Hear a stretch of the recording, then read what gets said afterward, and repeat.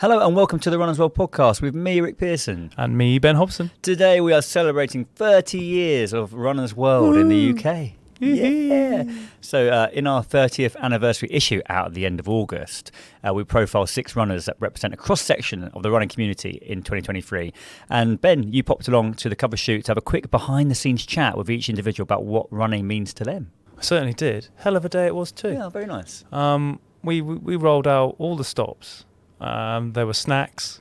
A crisp medley, was it? Just all sorts of stuff. It was great. We had everyone come down to a studio in London for the day to shoot everything. It was a really nice experience to meet everyone. There'd been a bit of communication back and forth with all the different people about getting down and how they were all going to come along. But once everyone was in a room, obviously, just all started talking about running straight away. Yeah, that's one of the great things, isn't it, about running? It's like gives you this instant sort of intimacy and connection with another runner, so you don't have the kind of awkwardness of like, what do we have in common? Oh, hello, nice to meet you. Yeah. What do you do? Yeah. So we just and then I managed to get a bit of time in between them, all like having makeup and wardrobe and doing all the bits and pieces that happen on photo shoots, and got to sit down and have a little chat and work out what it is about running that they love and the reasons why they do it. And I mean, the moment you start scratching at the surface, it's the stories that come out, the tales of how running has been used to not only improve fitness, but to some of them have to get through, like Craig, who's dealing with some awful grief and loss in his life,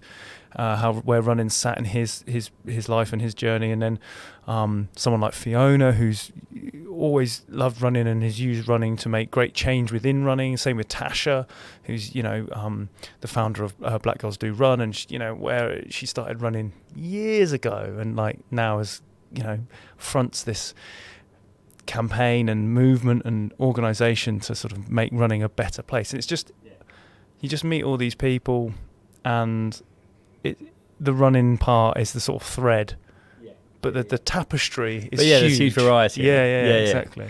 Well, I don't want to blow our own trumpets, but I think the 30th anniversary issue is really good. It is very good. There's some really good bespoke stuff in there. We've kind of looked to the future, so we did running inventions I'd like to see, and then we talked about game changers, which we've done on a previous episode. We also did a survey, and I thought I'd maybe pull out some of the interesting. It's meant to give a sort of snapshot of where running is in 2023. So the survey went out, and just a few of the stats. So your average weekly mileage, the people we asked for this, it's actually 10 to 19 miles a week was the most popular. That's 32%.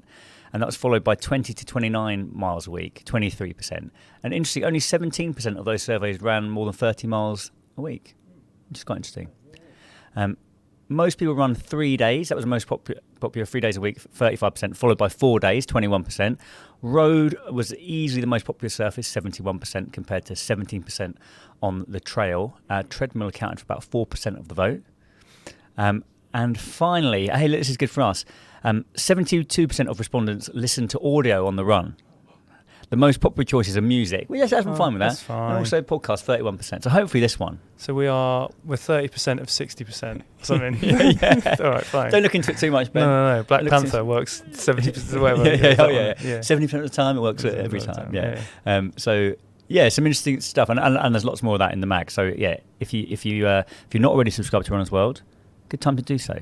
Great time, because we're just about to do 30 more years. Maybe, but isn't that that's another thing? Since 1993, if you do the math. Oh, 93. We'll have to put a picture up of the first cover because it's an absolute cracker. Yeah, and the second ever cover was Paula Radcliffe, I thought the first was Paula. No, so she's, I can't remember the one of the first, but she's second cover. Second one was Paula Radcliffe. Yeah. A very young Paula Radcliffe, sponsored by Asics at the time. Yeah, that's right. To give you perspective of how long ago it was. Yeah. There we go. Amazing. Well, no, look, we've got Fiona, Tasha, Craig, Barry, Rachel and Arthur. All right.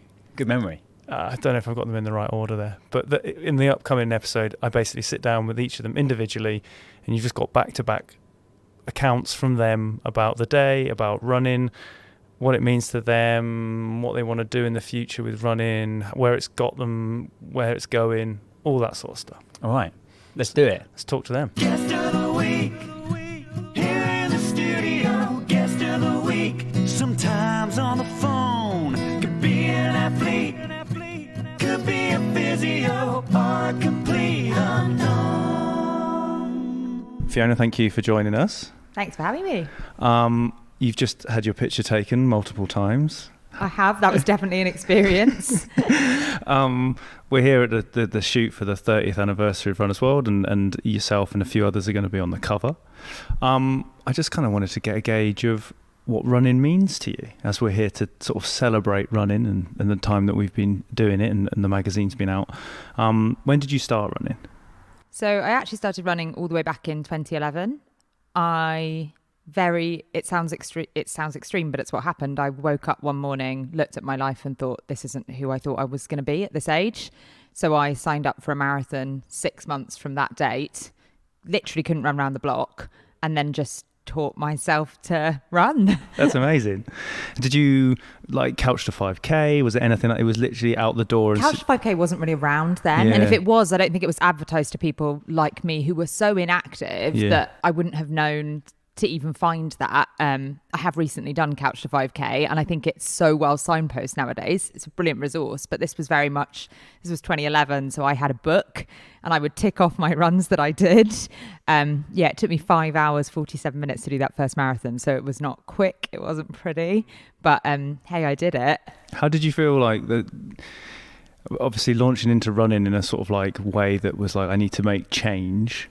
How did you find the first few runs? Was it like a sense of this is great, or was it actually like, what, this is awful? I think it shocked me how hard running was, but it also shocked me how far from fitness I was. So I was only 22 at the time, and I really didn't realise how much I let my fitness slip, or how running would actually be really difficult. But I would also say I was incredibly proud of every single thing I did, because it wasn't the easy path to take. So every time I went out, even if I ran for 5 minutes, that felt like such an achievement at the time. And I think especially back then, I was doing it before the days of social media. So it was just me in rural England trying to run.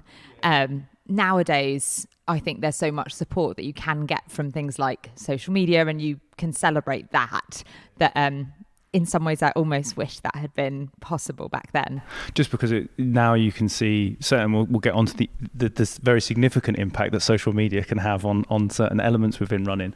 But, now comparing as we sort of retrospectively look upon running, that would be one of the major things. Yeah, I think we used to be quite bad at telling narratives of all athletes.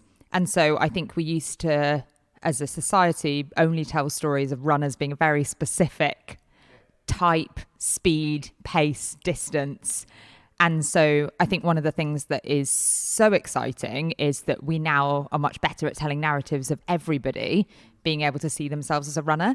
And one of the things I've enjoyed about being on social media so much is a lot of people messaging me to say, I identify with you, and therefore I signed up for the following race. And that's really cool. It's great to be able to say to others, look, if I can do this ridiculous thing, why can't you? Yeah, 100%. And to go from someone who was, as you said, 5 hours, 5:47, 5:47 for that first marathon, to a Boston qualifier. Yeah. So there's obviously a great transition there in terms of not only your sort of personal achievement, but sort of like having a goal and working towards it. Yeah, and I think often we hear the stories of people going, oh, well, I was naturally sporty at school, and that definitely was not the case. No. I hid in bushes to avoid sport at school. It's running is something that I did because I wanted to be that kind of person. And then along the way on that journey, I've just constantly been wanting to say, oh, could I be the kind of person that runs ultra marathons? Could I be the kind of person that runs this pace for a 5K? I think that changing the mindset of like, that's not for me and I couldn't possibly do it, to being open to just being like, I'll give it a go. I'll try. Yeah. And if I fail, then maybe I'll learn something incredible in the process. Exactly. Yeah. And not being worried about being the best runner straight away, or just, I think that lots of people do launch into sort of like, I mean, you gave yourself 6 months, which is absolutely what should be done. People kind of go, I've got 12 weeks. Yeah. And it can kind of almost be that sort of PE, like running as a sort of like punishment level of kind of like, it's too quick and people can fall out with it. I coach nowadays as well. And one of the things I say to people before they start working with me is, if you care about your time goal more than anything, I'm the wrong coach for you. Because for me, life has to come first. I'm not a professional athlete. Long-term running has to come second. So I want you to be able to run forever. And then it's having something that is more interesting in terms of goals than just a time, because we'll always be able to chase times, but I don't think that's particularly fulfilling. No, I think that people need to find a joy from it. Exactly. And because then you'll want to do it forever. Whereas if you go for time and you don't make that time, then it's just hugely disappointing. Rather than instead being able to, I mean, if you're going to sign up for a marathon, that's incredible. Just signing up for one is incredible, let alone then putting in the work to be on the start line, let alone finishing it. It's kind of irrespective, in my opinion, what time you actually end up running. I think there's that sense of just the marathon on the day. The race is almost the celebration of everything that it took to get there. Yeah, and obviously we hear that phrase a lot in marathons, but trusting the process, it's such a truism though. I think if you're on that journey, then yeah, I mean the day when I ran my BQ, I took 17 minutes off my marathon time on that day. And I just had the best day ever. It didn't feel hard. I chatted with a friend for about 80% of the race until he dropped back. So it just wasn't, it just consistency paid off on that day rather than I went out saying I have to run this time or marathoning won't be complete for me. In terms of fitting life coming first, as you say, you have an 11-week-old. Yeah. How's the life running balance going? I feel super lucky. I had an emergency C-section, so I feel super lucky that running is something that is currently happening in my life. So I've just completed Couch to 5K. Fantastic. Very Congratulations. exciting. Yeah. Really nice, humbling experience to go back to Couch to 5K. But I am aware that lots of people haven't had the fortunate experience that I had to run through pregnancy and to also feel I could invest in a women's health physio this side and then see a successful return to running for me. Yeah, it's amazing. And people may well have seen your face and heard of your name because of the work that you've done to change the deferral process with Boston Marathon, particularly because you had your BQ time and then babies. And before your sort of work, there was no sense of deferring. If you were pregnant, you were pregnant, and unfortunately that was the case. And after a sort of a post that went viral and sort of work that you've done, how significant was that to you in terms of making that change, just as a policy? I think if we look at the history of women running marathons, it's only been relatively recently that women have been allowed even to be on the start line. But the idea that we currently have an equal field in terms of access, it's just not true. And I am a passionate feminist. I believe passionately in equality. And it's sad that the sport that I love that gives me freedom isn't somewhere where I necessarily always feel free. I am fully aware, and when I entered Boston, I was fully aware that there was not a pregnancy and postpartum deferral policy, but that didn't make it okay. And I am excited that racers are starting to realise that there are some pretty simple things, to be honest, they can do to make running as accessible as possible. A really simple win being introducing pregnancy and postpartum deferral policies. Boston would have expected me to race 9 days postpartum, the marathon.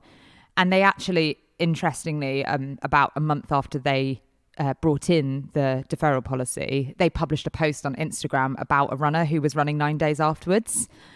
And I think that shows that there's still so far to go, because while that might be a great choice for some people, the idea that a major city marathon is suggesting that that is what we should be doing is just, to be honest, it's irresponsible. Yeah, it's so dangerous, isn't it, really? Absolutely. Yeah, of course, because, that is, I mean, congratulations to that person who was able to do that, yeah, of course. that's great. That's her choice. No problem whatsoever. But the fact that's that not the norm. And the fact that you would have brought out a pregnancy and postpartum deferral policy and then a month later be like, but hey, look, here's this woman who can do it. You could have done it. Just shows, I think, the laziness that we sometimes have in not being prepared to put ourselves in other people's shoes. Yeah, for sure. And as you say, running is the sport where it's always talked about being the most accessible. and the sort of like, get on your shoes and anyone can go out and do all those sorts of things. What a great lie we are telling ourselves in that. Exactly. I think particularly from a female point of view, there are some really simple wins that can exist by race organisers to make the playing field more accessible. I just before lockdown, I ran Seville Marathon, which is one of the kind of classic Spanish races that I think it's something like less than 15% is female who is running that race, and it's noticeable if there aren't people like you, to the point where I was running about 3 hours 45 minutes, which ended up meaning that people were shouting "Go on the girl" as I ran past, because there were just mostly men around me, and I think we have to remind ourselves that there is so much still to do to ensure that that statement of running is for everyone can actually be true. Yeah, absolutely. And you're heading to Boston. I am heading to Boston. I'm very excited. Yeah, so I will be making the most of the pregnancy and postpartum deferral policy that now exists. I'm very excited to have deferred my qualifier. And yeah, can't wait to run in 2024. And training's going well? I mean, 11 we've weeks. just Couch to 5K is currently as far as I am. But hey, I've never trained for a marathon for 10 months from when I will have completed Couch to 5K. Obviously, I've got exactly a year from when I gave birth to when I'll run the marathon. So a 1-year marathon training program is currently underway. It's going to be a slow journey, but yeah. I think that's the right amount of time. I think Yeah. that feels good. Yeah. I have no pressure as well. I think the change in the deferral policy and the ripple effects that Boston will have on other races by it being Boston, that to me is the most important achievement I'll probably ever have in running. The time is irrelevant now. I just want to be on the start line with the other women who've been able to make the most of that change in rules. I think that's really, it speaks to an overarching bigger picture of running. Everyone has that personal achievement which they have, which maybe your BQ time, it might be some other sort of like time-based or a race that they've always wanted to do. But to have something where you can say like the legacy of something. Yeah, and I mean, hey, look at Catherine Switzer, look at Bobby Gibb, like how amazing to be standing on the shoulders of those giants of our sport and the impact that they've had for female running. Well, let's just next 30 years, let's hope that everything gets better. Can't wait to see the changes. Exactly. Thank you so much. Thank you. Barry, thank you so much for sitting down and chatting with me. No problem. Thank you for having me. We're here shooting the cover for the 30th anniversary edition of Runner's World. And you're going to be on a cover. What was your first experience of cover shoot live? How's that been for you? It's been interesting. I think obviously you appreciate, like anything, the hard work that's involved in doing it. It's not just turn up one picture and off you go. It's like a lot of trying to just get that right shot. Pretty much like when you train for a race and you want it to be absolutely perfect for that perfect race. So it's been fascinating, like meeting some of the other runners that are going to be on the front cover as well. It's been fascinating to share stories. Oh, that's great. How did you start running? What got you into running? So I grew up in the northeast, in Gateshead at the time when Brendan Foster came up with the Great North Run, and so grew up watching that race, loved it, go down to Tonbridge, watch it. But I hated running as a kid. I couldn't see the point of it, but always promised myself one day I'll come back to the northeast and do the Great North Run, because I live in the Midlands now. So when I turned 30, I thought, right, I'm going to do the Great North Run because I promised myself I'd do it. If I do it for charity, that might just keep me motivated to do it. So I did that first Great North Run, and that one went to plan. I'm glad to say I followed a training plan and got the time I wanted. So the natural progression was, well, let's go for London. The first few marathons I did didn't go according to plan, but because I was so focused on raising money for charity, it just kept me wanting to do it. And then when I finally ran that marathon that worked, I was like, yeah, I could get used to this. And I was finding physical benefits, mental benefits, and I was just like, I'm doing something good and I feel good, and you know what, let's go for it. Running's just, the freedom with running is just incredible. Is that one of the main things that you found with running, the freedom of it, what it brings? I think people always say, oh, you must get bored and stuff. But it's like, well, I can go out and run whenever I want within reason.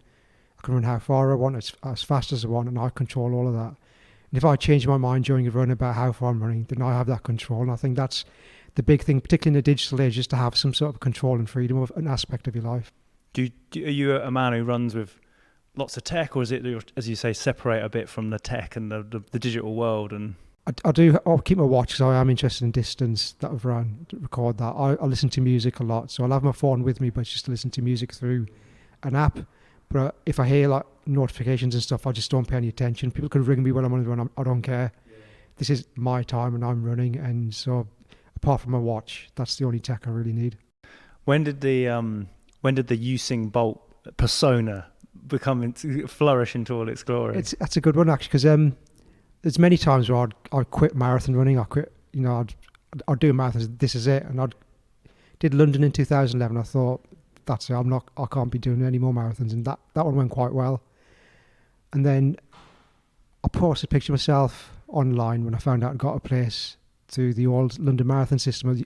Your 5th time when you get in, so I thought, okay, might as well go for it. So I posted a picture of like the lightning bolt pose that Usain Bolt does. I put it on social media because Facebook was just coming in then. And within 5 minutes of getting an alert, my cousin said, "Who do you think you are, Usain Bolt?" And I read it, I chuckled, and I read it again. I'm thinking, oh, okay, well, if I'm going to do one more marathon, I might as well do it with a bit of a laugh and a smile on my face, and I use that as my running name instead of Barry, and see if people appreciate it. And then I ran it the once, and I was thinking, I can't just do one and out. It's got to become a thing now. And I think with the fundraising, it really helped to have that name, because I think a lot of charities could use it to promote the work they were doing. Well, let's talk about that, because a large part of your running is about fundraising. What was the point when you suddenly went, I can not just do this for myself? There's a means to an end here in terms of raising money or doing something for the greater good. When I was growing up, as a Sikh, we were told you should always do something for the community in general, not just the Sikh community, but whatever community you're in. So that was a big part of growing up, was you should always try and do a good deed for people. I actually went to Catholic school as well. So when I went to Catholic school, it was ingrained into you, you should do some good and pay it forward. And with my running, it's just sort of, okay, I'm not going to be a doctor or anything like life-saving, but I can raise money, I can raise awareness of charities. I've run for big charities, I've run for smaller charities people not heard of. And I was just like, well, I'm prepared to put in all the training and all the effort that's required to train, and I'll do the races and I'll do these challenges. And if it benefits a charity or the charity gets more coverage, that's really good, because for me, it's about, if my running makes a difference to somebody's life, that's what I'm hoping to do. And I'll always say I'm always grateful to people that sponsor me, because I can go out and train and run these races, but it would mean nothing if people aren't prepared to dig in and sponsor me every time. And I think that for me, that's the thing, is the people that see what I'm doing, believe in what I'm doing, and support the charity I'm running for. Oh yeah, definitely. I mean, you look at the way that events like London Marathon have evolved into these huge fundraising, mass participation events. It's a real indicator of the great power that running has in terms of helping others. And I think that's certainly a sort of something that's very much part of the running community, certainly from what you're doing and speaking to the others here, in terms of that community always helping each other and helping others. And that's, like I said, so I love going to running events and meeting people who've maybe seen me on other races. You see the charities there running, when you hear their stories and why they're running, you just think, it's a shame that society can't be like the running community, because I think the running community is phenomenal. You go to your local park, when you go to a big race, you go to a smaller race, a club event, and I think that's where you see the best of people. How do you think running's changed since you started? What's been the sort of biggest change or development that you've witnessed? I think like a lot, I think it's the information that's out there. I think there's more people confident about taking on half marathons and marathons or any distance. Obviously the science behind running shoes, the tech, every piece of kit now, there's just so much science behind it. I mean, when I first got into running, my go-to was Runner's World magazine, because I didn't know anybody that had done a half marathon, let alone a marathon. So I'd read the magazine, then I would read it online, and that's where all my knowledge came from. And like, you'd see the reviews of all these running shoes, and I was like, I just find a pair of running shoes, you put them on and you can run in anything. And you suddenly realise it's not as simple as that. If you overpronate or you underpronate, you got to be. So for me, the two big things I've seen is like the amount of money that's invested in tech, particularly running shoes, and you see that with professional athletes and club athletes.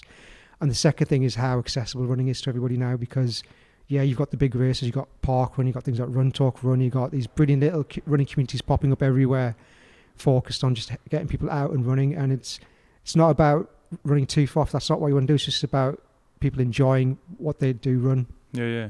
And certainly within sort of London, and we've got some very keen Sikh runners and the running community around Sikhs in the city, in the Fodger Singh running. Yeah. So Sikhs in the city and these sort of South Asian groups, and just seeing visibility on running and different communities like that. How have you seen? That's probably the other big change, because I went to a Catholic school in the northeast, and I was pretty much the only brown kid in school, the only guy with the top knot. I got used to being stared at and stuff, so for me it was a natural part of growing up. But then more Asians went to the northeast, and it was less so. So when I went to races, I never really sort of thought I'd stand out, but I did stand out because, you know, I'd be this one bearded Asian guy and be like, there might be the odd other one or two, but we wouldn't see that many. There's a couple of other Sikh runners, like you mentioned, that I've seen at a lot of races, but there weren't that many of us. And now when I go to park and I go to race, I see a lot more Asians. It is good, but I didn't really think about it until recently, because I was just like, because I'm so used, I wasn't conscious of it because I was used to being stared at and standing out. So for me, it became a normal part of, if I'm the only person in my community running, that's fine. But now I get a lot of Asian runners saying to me, you know, how did you get into it? What can we do to get into it? And I think that is a good thing, because I think they want to do good things. And I think when we talk about the charities they run for, whether it's a major mental charity or physical health, it affects everybody. It doesn't discriminate. And so for me, the running community has been brilliant because they accept everybody, regardless of ability or background. And certainly a lot of bigger races now, the proportion of runners I'm seeing represents the community that we're running through now. And I think you're right. That probably wasn't the case when I first started, but I didn't really think about it at the time. I think that's very interesting that you sort of say that, because I think a lot of people, it's very important if you can't see yourself out there, then you won't do it. And as you say, people might see you now and go, actually, I'm Sikh. I could. This guy's doing it. I could do it too. Whereas I'd never thought it. I was just like, well, I just want to do something good for charity. And for my philosophy was, but all these other people are running for charity, so therefore I'm no different to those people. So I didn't really think of it any other way than that. But then as it went on, people saying, I'd get Asian runners, even other runners come up to me and say, you've inspired me to want to run a half. And I'd be like, okay, then if you say so. Thank you. Yeah. What would you like to see then change? We're talking about, we've run as well, been 30. The next 30 years, what do you think is going to happen? I can just see running getting bigger and bigger. I think I can see more races popping up. I think, you know, every community is now getting more represented in running, and that there's no boundaries to welcoming people into the running world. I just want to see more of what we're seeing now. It's people using running for their mental health, their physical health, bonding with other people, you know, just running in groups. If you don't want to go out and run by yourself, run with other people. Maybe a bit more of actually ditch your car and do a run some. You know, you don't have to use a car to go everywhere. Let's go out and run 1 or 2 miles every day, get you 30 minutes of exercise that way. And I just think when people do it, I think the freedom I talked about earlier on is what they'll experience. They'll be like actually getting out into that world and saying things. Because the one thing about this country is I've run into some incredible places that I would never have visited if I hadn't got into running. I've run through the Scottish Highlands, wouldn't have done that if I hadn't got into running. Run Snowdonia, again, I had no interest in going to Snowdon unless it was a marathon. So if people want to explore this country, just go out and run, do some physical activity. You'd be amazed by the people you meet and the places you end up. And you mentioned the Run Some there, being a running mare that you are, and just how important that sort of like switch in mindset. We were actually talking about this earlier, the switch in mindset around what running is useful for, not just a race day thing, not just the training that you're doing, but actually like active travel, getting to those little journeys that you might have jumped in the car before or something like that. And that's a big part of what you do with your running. Yeah, and I think what I mentioned earlier on, I think that's one of the things that shift about running, because it was very much you run because you want to enter a race or win it or be competitive. But actually, that's not running about anymore. Running is about your mindset and using it as a way to get from A to B and then back to A.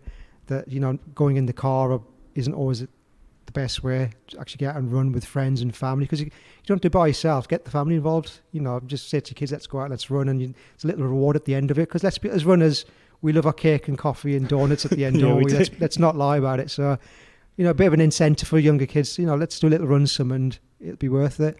But yeah, I just think running is a good way of getting around, and sometimes, especially if sometimes I come to London, I sometimes think it's quicker than trying to get through traffic or in taxis or some things like that. Yeah, for sure, definitely. Barry, thank you so much for talking to me. No, thank you. Tasha, thank you so much for joining me. Thank you for having me. We are here at a photo shoot for the cover of the 30th issue. You've just had lots of pictures taken.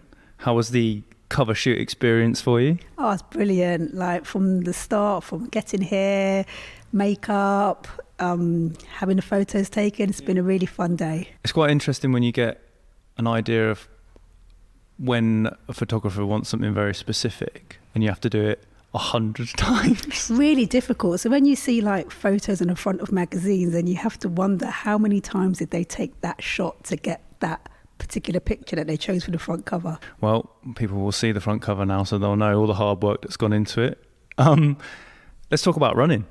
Yes, one of my favourite subjects. When did you start? When did you pull on them shoes for the first time? So I chart my running journey from July 1999. That's when I ran my first race. Yeah. What was your first race?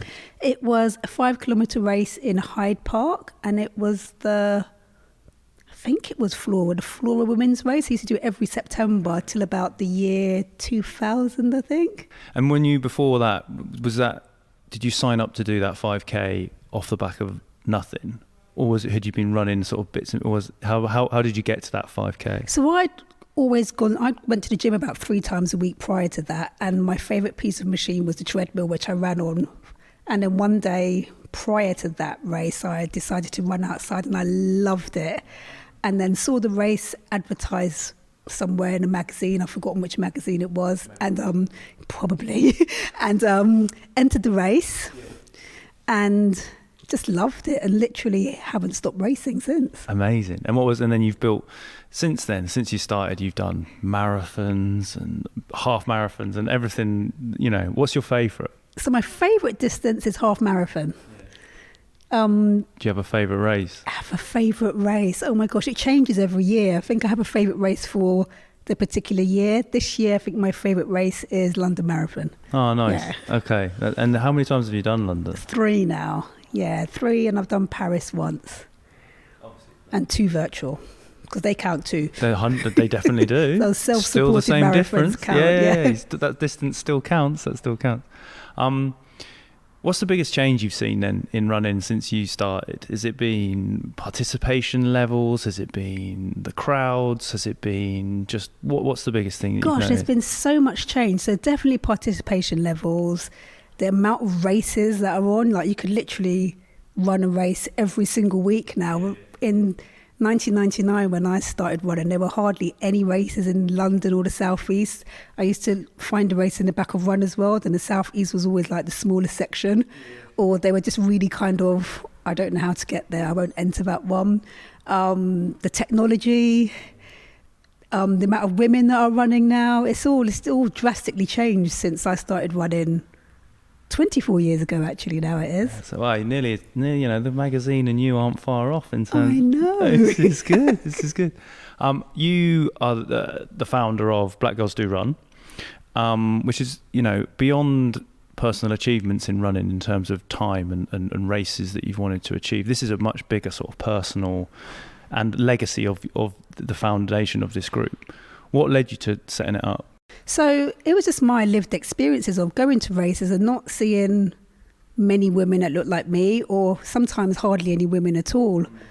And just wanting to make a difference, because I know I was quite, I loved running, so nothing could hold me back from entering races. But talking to friends and other people, they'd say, I don't want to go because, I'm not fast, I'll be too slow, I'm not good enough. So it's just wanted to show other black women that, you can do this. It's not just about elite athletes like performing at such a high level. You can go and do it for your health, for your mental health, and just have a good time. When did you set up Black Girls Do Run? 2019. Yeah. So in the sort of time between 2001, that first marathon you did, in 2019, did you see an increase in black women running in races, or was it really like from the foundation of the group was the tipping point for you in terms of like, this has got to change? It was a race I went to actually, and the marshal almost gave me a blank look as to if I was running a race, and I thought, always at the back of my mind at races, why aren't there any other black women? And just thought, there's Black Women's Run in the USA, and they're really big, and they're throughout all the states. I thought maybe we need something like that here in the UK, just to, increase representation and just increase visibility of normal black women running, because there are lots running, but we're kind of we're not all together, so we don't make an impact. But now with Black Girls Do Run UK, we turn up to races. Sometimes there's like 15, 20 of us, and it's really phenomenal and magical. Yeah, and especially as it offers up people that a position of safety, right? So it's not just, you're not a lone individual in a white crowd. Essentially, you have power in numbers. And I think that's a super important, encouraging thing. Yeah, and it builds confidence. Yeah. And what I've seen happen is, like, you'll find a black woman that comes to run with us and they've not done much running, and then they run with us and they gain confidence and they start branching out and going to other runs as well. So it's a like, we do get told that we're excluding people, but actually we're including more people because it's a win for running. They buy trainers, they buy watches, they enter races, they go abroad and run as well. So it's a win for the sport.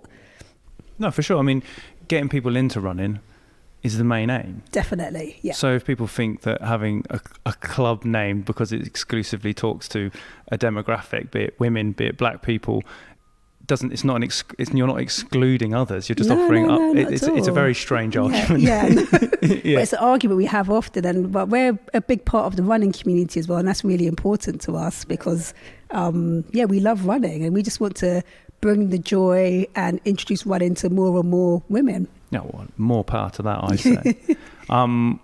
Next 30 years? Next 30 years. I think next 30 years it may evolve into a group that encourages younger children to run. Oh, nice. Yeah.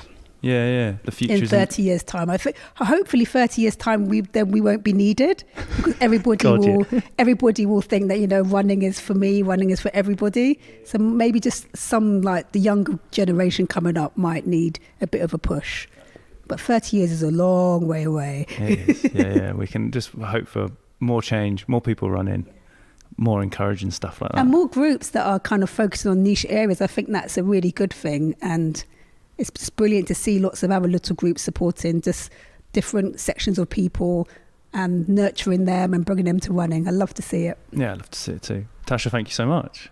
Craig, thank you very much for joining us, having a chat. Thank you for having me here. How did you get into running, first of all? Been into running from very young age, cross country in school. All right. Paper round was very far away from the house, so lots of running between the houses so I could get the paper round done quickly. Took a little break from it, and then when I left school, put on a lot of weight, as we do when we stopped moving so much, eating lots of food, and around the age of 20 perhaps, started doing little runs up and down the main road near my house just to try and get weight off. Really didn't like running at the time, thought it was disgusting. There was no such thing as Strava, there was no such thing as GPS on your watch. It was just find an A to Z, go for a run.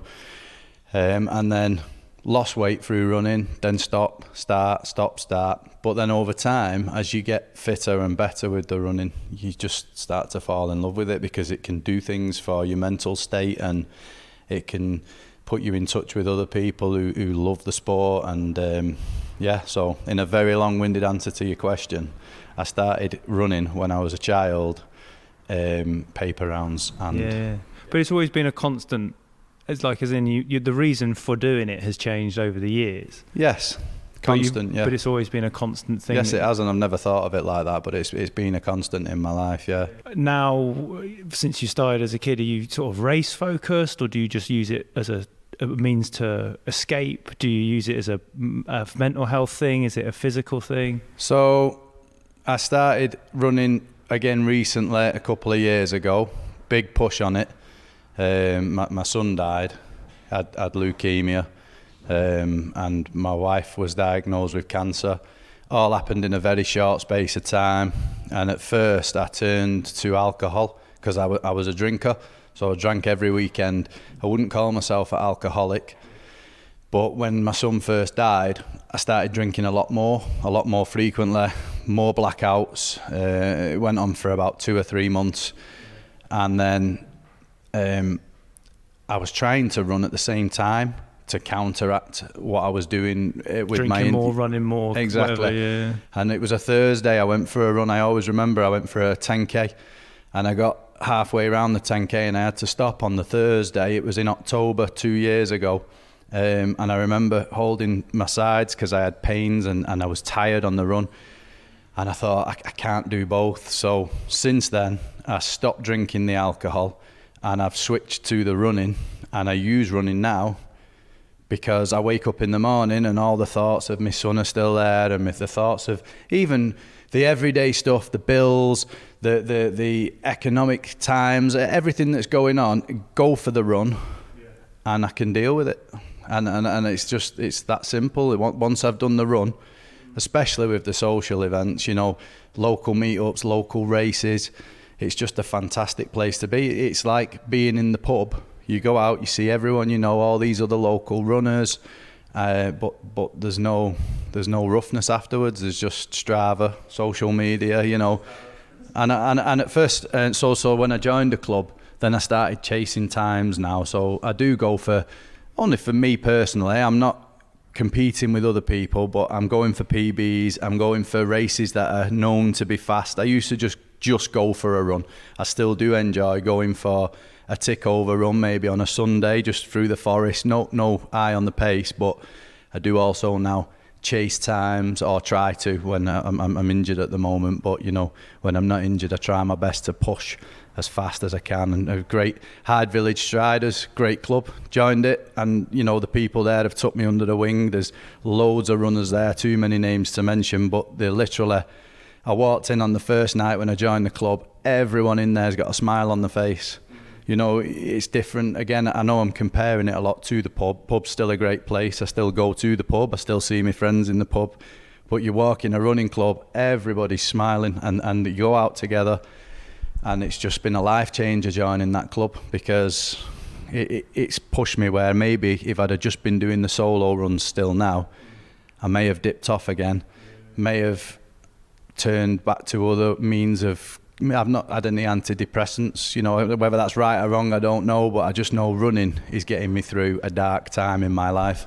Well, that's it. And certainly it's something that a lot of other people have discovered with it. And it's interesting what you're saying about the pub, because friendship groups and support networks, and certainly within British culture, you know, the pub is very much like at the centre of social activity. And you're saying, like, I think it's quite surprising that people might consider that running does have exactly the same characteristics as meeting your mates at the pub. It's the same thing. Like, you meet them at the running club instead. It's incredible. And everybody's jacked up on life. We have near us, there's a podcast, a local runners podcast, and it's local runners. The podcast is done by them. It's on, you know, all these streaming platforms. And so all the local runners around us, all the clubs, they all talk on there. They talk about, they interview local runners on there. They talk about, it's just for around the area where we live. But then we've just had the Tour of Tameside, big running event near our house. You probably may not have heard of it because it's up near us, but it's 4 consecutive running days. So everybody turns up. I couldn't run because of my ankle, but don't know why I pointed to it, because you can't obviously see it, but when I got there, he's got ankles, I can assure you. You know, I went and supported, and you just stand on the finish line, but you see people that you know, and you don't want to leave the environment. So it's not just the running. The running is mega, because obviously it's getting your heart rate up, your endorphins. It's, as I said, you feel down before the run. You never have a bad run, do you? You know, you finish a run, you feel incredible. But the social aspect is a massive biggie for me. I think twofold there. I think when you're coming from a position like yourself where you're using running, it's not just a means of like, I'm good at running and I'm going to go and do as fast as I can.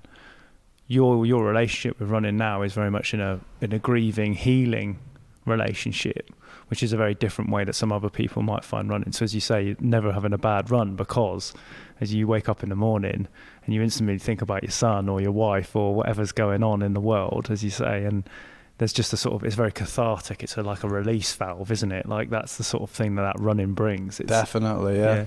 And I think that's also such a huge part of probably how running's changed over the years and how people have approached it. Like, it's, you know, we talk about mental health now way more than we ever did. You know, like, lads in the pub before would never be like, "Are you all right, mate?" and actually mean it, not like a sort of, "You're all right, mate," and just, "Yeah, I'm fine." You know, there's a conversation around that now, yeah, and feeling better and stuff. So, you know, I think that running ties in quite well with that in terms of people being more open about how they're doing and you know, being able to express their hardships and also the joys that it brings. Yeah, 100%. Yeah. How have you found then, what do you think the biggest changes for running have been then? We're talking about 30 years of running. I mean, I haven't been running 30 years. Technology.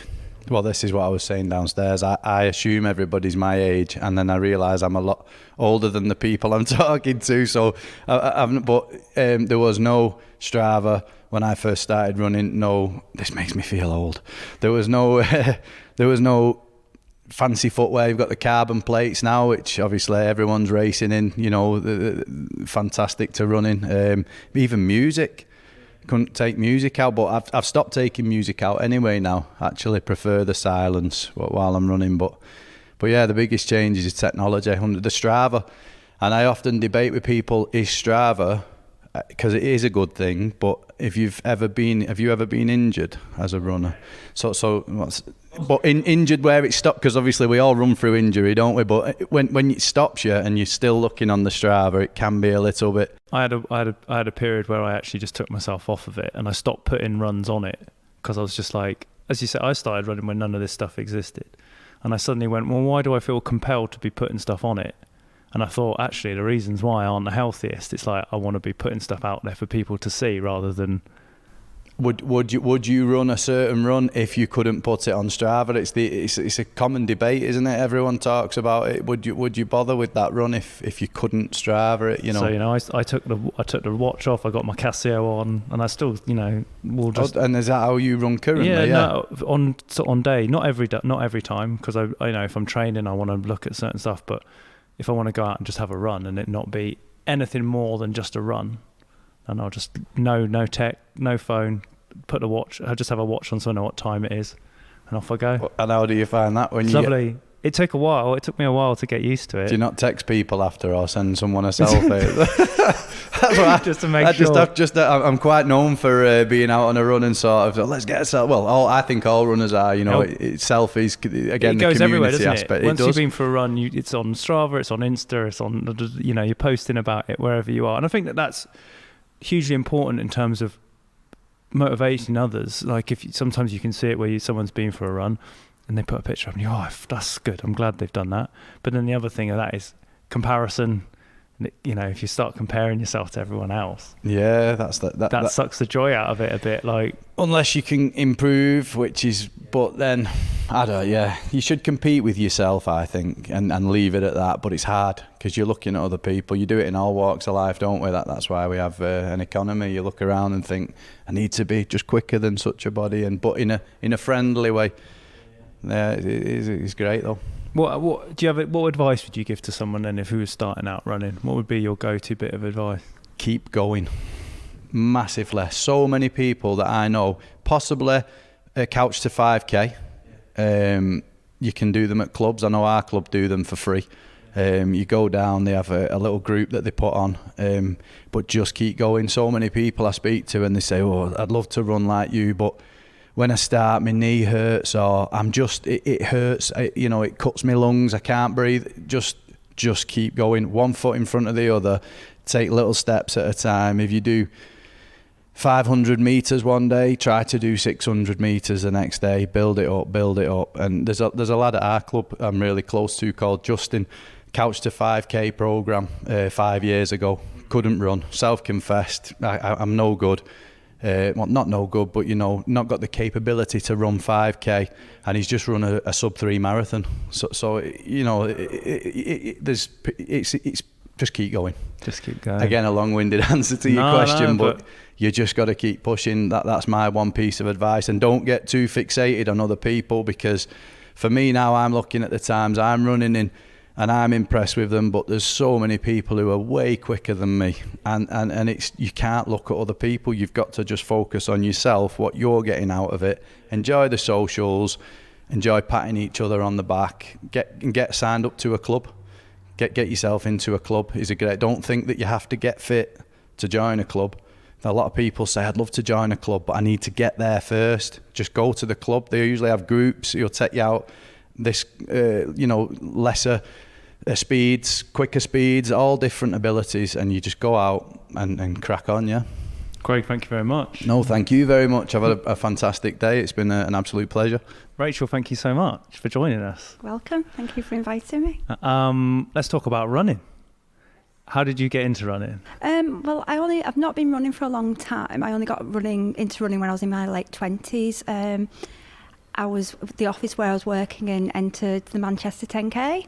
So a group of us just started running and ran the Manchester 10K. So we all trained together for that. Oh, amazing. How did you find that whole process of getting ready to run a 10K?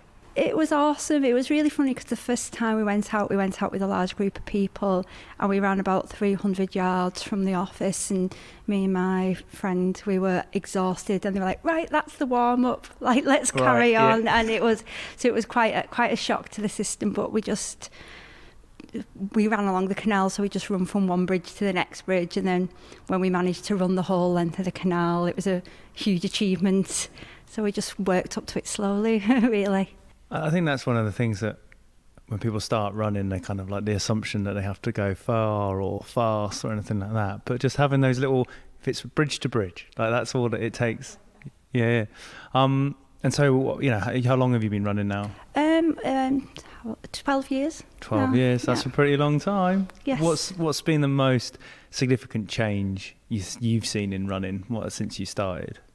I think when I first started running, it was just more socially with friends, and I think then when I actually got into racing and into a running club, I noticed all the races. I enjoyed the races and the hype, and obviously the trainers, the carbon trainers. I think everybody mentions the trainers, don't they? But I think that's been the biggest change I've seen. But I think because when I started off, it was just very much running up and down the canal at lunchtime, and then progressing into joining a running club made a big difference. How did running fit into your life, just generally? Like, when did it start off as like something that you would do just occasionally, and has it become like the thing that dominates like your decision making day? Yeah, well, so it started off. It was something I'd get into, then fall out of the habit of doing, and then that's one of the reasons I decided to join a running club, so that I'd have a reason that I would have to run. So now I tend to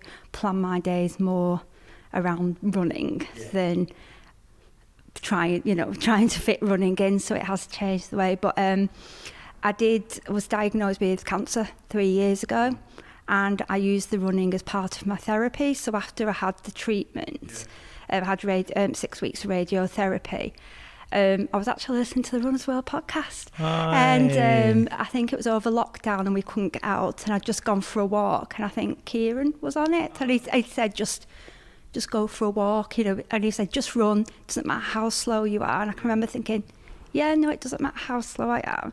So I just did a mile. It was really, really, really slow, but I did a mile, and then slowly I just kept building it up after that. So after that, I started racing, did my first half marathon, did my first marathon, and then running became really integral to everything that I did after that. And how was treatment and running? Like, were you allowed to do it at the same time, or did you find that you wanted to run but you couldn't? What was the sort of balance? At the beginning I could, but towards the end of the treatment, I couldn't do anything. I couldn't eat or drink, so I couldn't do any exercise at all. I was on very strong painkillers, so I just couldn't really do anything. So it was that kind of looking forward, thinking I've got that to look forward to in the future. And then after I finished the radiotherapy, after the first week I'd done 1 mile. After the second week I'd done 2 miles, and I just kept going up in the increments too. That's so good. We've Make had it people. work. I mean, it's the sort of the greater power of running, and everyone who I've spoken to today, there's an underlying joy and love of running, and the sport itself offers a whole heap of benefits that people get just by running.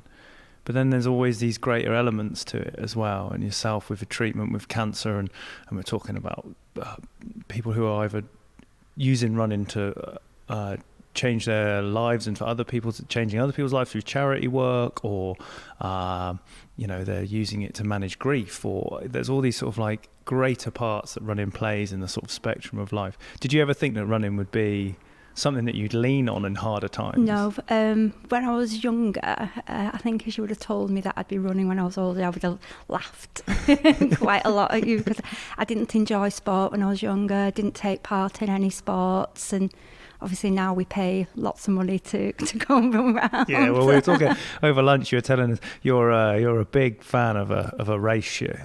Yes. You do like a fancy fast shoe. Yes, I do. Yeah, I've got a couple of pair of Vaporflies. Yeah. Yeah. And I think that's part of it. Like, if you find something that you really enjoy, you invest in it. You enjoy it so much, like more in that way of just like, this is for me and this is a treat and these are the things that I get out of it. And when I was going through the treatment as well, one of the things I do is I think if I hit 5 miles, I'll treat myself to a new pair of leggings, or nice. if I hit 6 miles, I'll buy myself a new pair of trainers. But that's how you get through these things, Yeah. right? What do you think's going to be the future for your running then? How we're talking about Runners World has been here for 30 years. If you're going to look crystal ball future running, what do you think's going to? Well, I'm hoping to get a sub 50-minute 10K. That's one of my aims. I've been close in the past. I've got 51 minutes, but I've never got the sub 50 minutes. So that's something I want to achieve. But also, because I've done a marathon now, I am wondering about an ultra in the future. Not a ridiculous 100 miles one, a nice sensible 50 miles one, but something, just another challenge to push me forward. Yeah. And do you always find that with running, like, you get out the joy out of it and you can use it to help yourself, but you always want that little thing in the diary to look for? You always say, it's not about the competing, it's not about pushing yourself, it's about the enjoyment, but then you'll find a little something else that you'll be like, but maybe if I could just do that, maybe if I could just push myself a little bit further and get that. So, and I'm not in competition with anybody else, it's only myself, so. But that's the greatest motivator, isn't it? Exactly, yeah. You want to outdo old you, yes. Old versions of yourself that you want to beat. Yeah. Exactly. Thank you so much for talking to us. Thanks, Ben. Arthur, thank you so much for chatting to me. Okay, no problem, that's all right. How long have you been running, Arthur? On and off since 1971. Fair old stint. How did you first start getting into running? It's when I joined the army. I did base training running. Then I joined the local running club. I started training with them, bits and pieces. I did my first marathon in 1982, London Marathon. I did that in 3 hours 15, my first one. Good work. That was fast. Yes, then got into that. And I was got posted abroad quite a lot. I did a couple of marathons in Germany, but they're not really classed, just local ones. And after I came out of the army, I went out trekking in the Himalayas for a couple of years. Then I got a job down at the Garrison Stadium on the track. So I started looking after the track, also maintaining the track, dealing with the schools, daytime in the army. And then I had 2 running clubs, Harriers, Colchester, Tending. Then you had the hockey club next to it, and then football. But my main job was to look after the track itself. And the school sports days, some of the schools came in paid differently on their own, just the school itself. Then you used to do district sports. Again, thousands of kids, quite noisy. Have you always been a marathon? Is that your distance, or is the track? Do you like running on the track? I like doing track. I also like doing middle distance, 5k and above. But my best, I like doing 10 milers. Oh, 10 milers? Yes, they're more my distance. You got any good 10-mile tips? We've got my Rick, who normally records this with me. He's aiming to do his fastest 10-mile race. What's your bit of advice for a 10-miler? Please do, if it's going out for training for a 10 mile, you should be doing some hill work and some speed work. If you can get onto a track, that'd be better, because you do short speed, 20 metres, 400s, reps, say 10, 12 of those. So they do 8 200s with 200 recovery, but you're jogging 200, going fast again. 200 jog, 200 sprint. There we go, Rick. Rick's got that. He's aiming to get under an hour. Oh, you should do. He should do. Yeah. Yeah, that's good. That's good. So when we talked, we were having a little chat earlier, and Yeah. you mentioned that you went exploring in the Himalayas. Yeah. I mean, that in itself sounds incredible. But Yeah, you're telling sure. me it was you and the Sherpas ended up having a little bit of a race. Yeah, you did, yeah. Which a racing at altitude against the Sherpa sounds like something that It was something different. something different. But you were saying altitude. You've always been all right with the altitude. Yeah, I did, yeah. Never affected me No, that's good. at all whatsoever. All right, well, there you go. So, did you ever trail running? Has that ever I been? did trail running, yeah. Yeah, you enjoyed that. I did a trail running. Oh, great! And that's when you're based out in Colchester, Yeah. and some good trails in Essex. Got quite a few good ones. Yeah, got a few. There's one new one called the Camden Rotherham Marathon. That was all off road. That came out at 26.6 miles. Going through tracks, ditches. It's like cross country, but for a long way. A long way. Yeah, definitely. Definitely a long way. Yeah. We're here today shooting the cover for the 30th anniversary. How's running changed for you in 30 years? Quite a bit. Yeah. Because back in the 80s, you used to have a lot of people running. Then it died down a bit for a couple of years. But now it's come back in. But I think parkrun has actually got a lot more people running. No matter what pace it is, just about getting people to get out doing things and doing little short runs and get healthy. What keeps you running? What do you get out of running now? What motivates you to pull the shoes on? Plus, I'm now the local legend. I didn't choose that, but the people in Colchester, the only people in Colchester choose me to be the local legend. So now quite a lot of pacing people, if they want me to, help out with their training, giving tips about the running style, also getting the right shoes. That makes important is get the right shoe to how you run. Get to analyse your running gait and get the right shoes. And then that's why you're getting injuries. Then myself and other people in the club, got on club coaches, help them to improve. So you're very much a man involved in the running community. Yeah. And that's what you really get out of it. That's right, yeah. Yeah, exactly. I think that's one of the great things about running, isn't it? The community. So, and I've got a lot of youngsters like to do what I do when they get to my age. Oh, nice. So they see me as being the icons, I suppose, Yeah. of local. What's your secret then, Arthur? What's your secret to keeping running over the years?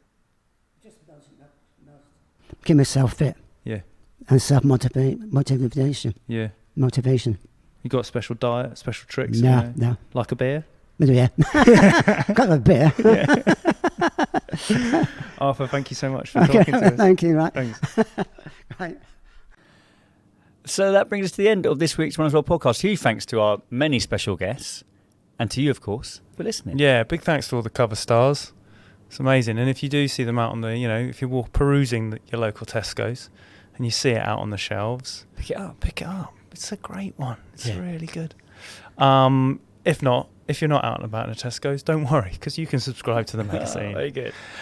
Just Google Runners World UK subscription and you'll find an offer to probably subscribe for a few issues for the year. But if you really just want 3 for £5, head to runnersworld.com/UK/podcast offer. And that is 3 issues for £5. The podcast is out every Tuesday. You know this already. If you haven't subscribed, please do. Where it's available on all your favourite podcasting platforms. And you'll hear from us again next week.